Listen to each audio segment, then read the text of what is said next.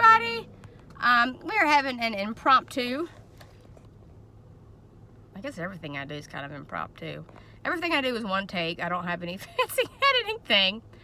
I've really been trying to do a lot of self-thinking on myself. It's Thursday, so I can call it therapy. But, for example, when COVID first hit and we were all at home, I took a true look into why I've always struggled with my weight. And I'm proof that a person can run 100 miles or do CrossFit nonstop and have some of the top numbers at the gym but still be overweight. And so finally, when it was more about not being a number on a scale, and it was not about being a certain size, it was about being healthy. It was about, I don't want my children at my gravesite. I don't want someone else waking up next to my husband. I don't want my children at my gravesite saying, I wish my mom would have stopped eating sugar, or would have went for a walk, or drank more water.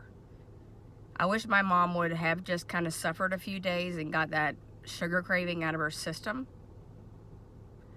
So when it was more about being healthy and doing the things that I knew that I needed to do, and not about how I looked in a swimsuit and my, I'm not going to say blue jean size because I don't even know blue jeans, but when it was more about that and being healthy for my family, I started to lose weight.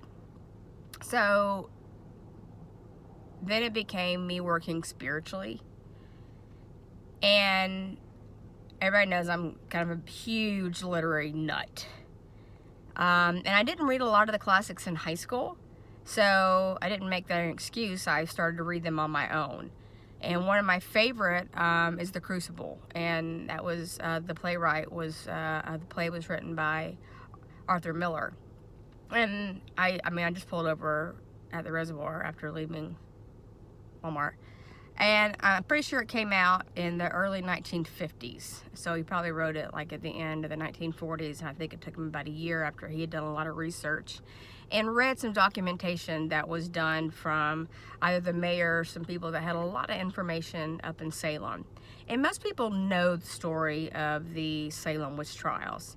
And when they either see like documentation on it or they read it, they're kind of in shock and they're like, wow, I cannot believe that the lies that were told by these little girls killed people. And that a town allowed this to happen in the name of God, in the name of Christianity. This was allowed to happen. Wow, I can't believe this happened. I'm so glad this doesn't happen anymore. Really? Because you all know this happens all the time. Salem Witch Trials never stopped, and they didn't begin there.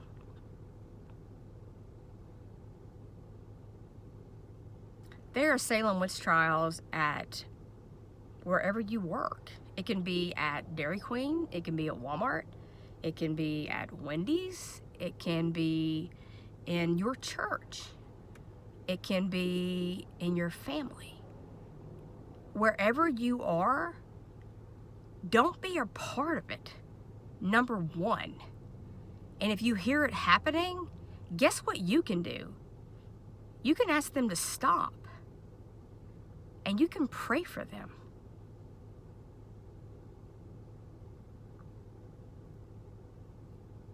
That I don't know what else to say about that, except to draw attention to it. Because so many of us stand by, because I have been the witch too many times, and I'm standing up for myself. Because it is my name.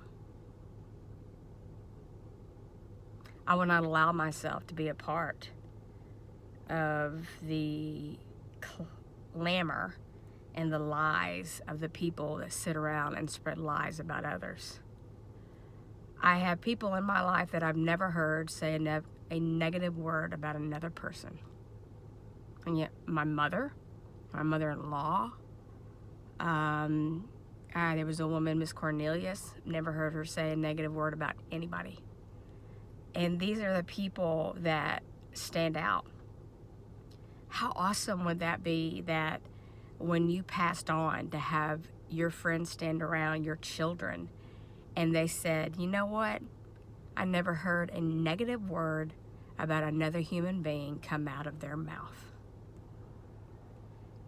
That is powerful.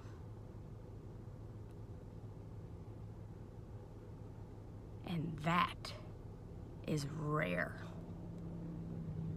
The Salem Witch Trials did not end. They are still happening today. And some of you watching this are a part of those. And some of you watching this have been the witch, and I'm sorry. So I pray for all aspects of that. I pray for all parts of that.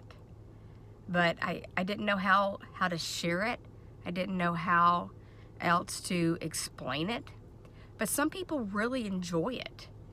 And as my mama would say, she says a lot, baby, it's just, she didn't say it with a big thick accent like that. I get over accented.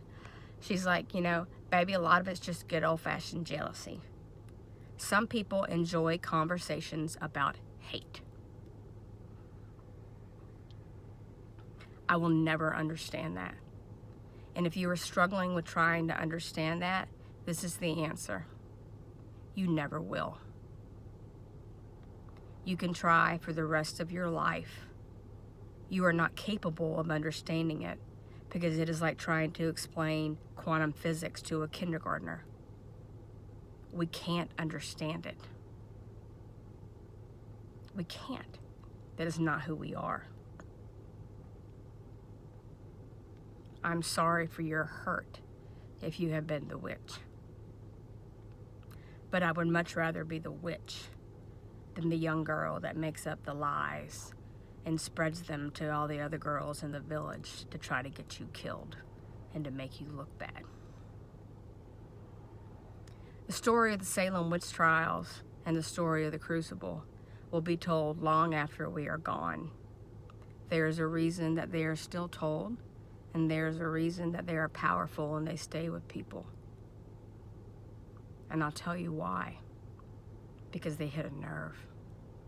Because people can connect to them. If you find yourself right now today realizing that you have been a part of one, step out of it and apologize.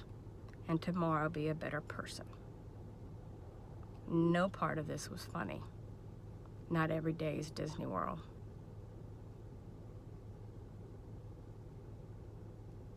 I'm grateful for the people in my life that I can say have never said a bad word about anybody, because another one of those people is my husband.